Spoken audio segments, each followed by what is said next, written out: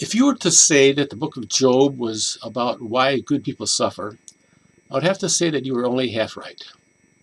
Certainly, Job's sufferings are the main focus of the story.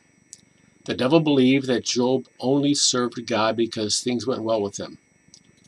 If things didn't go as well, Job would not be such a faithful servant of God.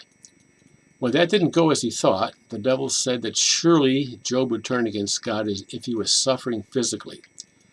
When Job did begin suffering physically, his first thoughts were, why am I even living? What's the point? Let me die.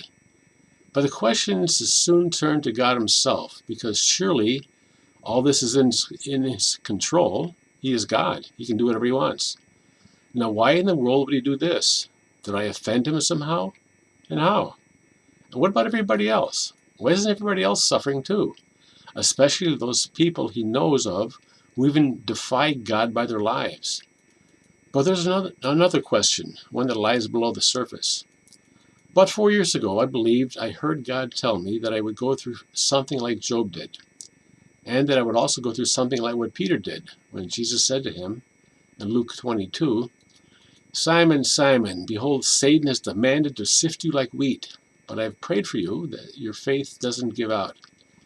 And you, when once you have turned again, strengthen your brothers. At the time, I had a golf ball-sized tumor on my neck. I believed and still believe in healing, but all of a sudden nothing seemed to be working. Then I had heart problems, which required a procedure on a heart valve, actually two. And then I had lung issues. I still have a bunch of unresolved things that they don't really know what to do about. I was forced to quit work in 2017 because I couldn't do the work anymore, and still can't. Before Job went through his ordeal, he had a pretty good life. He couldn't speak of any unfulfilled dreams or disappointments as such. But now, well, read his words, Job 29.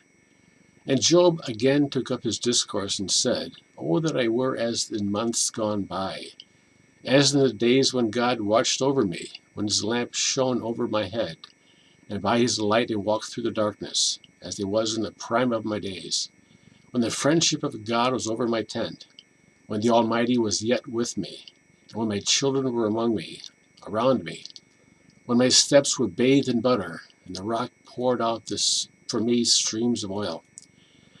Job was now missing his old life. This thought continues to the next chapter, culminating in Job 30, verse 20. I cry out to you for help, and you don't answer me. I stood up, and you turned your attention against me. When I was forced to quit work and retire, it was natural to look back at my life and assess it. I didn't like a lot of what I saw.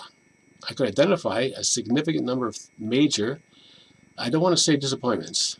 That word doesn't convey the depth of the pain. But the question remains, as Job's did.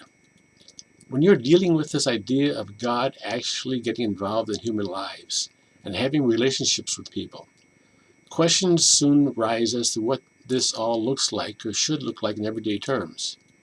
I have neighbors who bought this really expensive new house that replaced one just like mine. Their kids will grow up with much differently than I did, or my kids, because of the wealth of their parents. We Christians casually speak of having a personal relationship with God. We are even his children. So what difference does that make exactly in our everyday lives? Should it make any difference? Will our dreams come true? Will anything be easier because God is there to help us? Well, don't get me wrong. I've seen God do hundreds, thousands of things throughout my life. Little things that let me know that he's there. But then I pray for big things too. I pray for nations and peoples throughout the world. My own country has over 300 million people in it. When I pray for really big things, does that really make a difference? It would be an understatement to say that I expected more of God in my life. There are things that I've been praying for years. I wonder at times if I should continue. When I pray for something for years that never happens, then what does that mean? Should I stop? Am I missing something here? Don't tell me that this thing wasn't really important.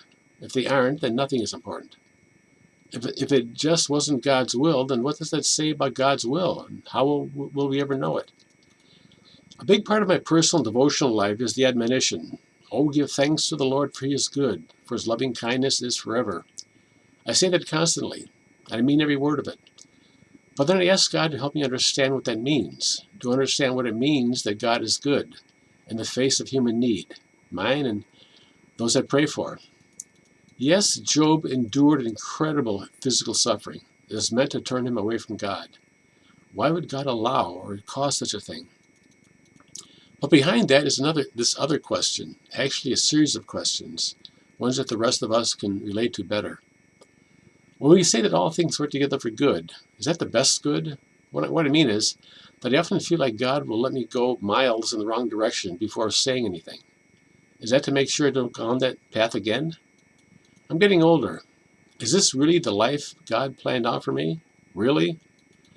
So this morning, the thought occurred to me that when God said that in my life would be like Job's, it wasn't really the unexplained, unpleasant bothers of cancer, heart disease, lung disease, and various other unnecessary irritating ailments, but this gap between what we believe and think we know about God and the realities of daily life. Maybe you can relate to what I'm saying. I hope you don't. Maybe I just asked too many questions.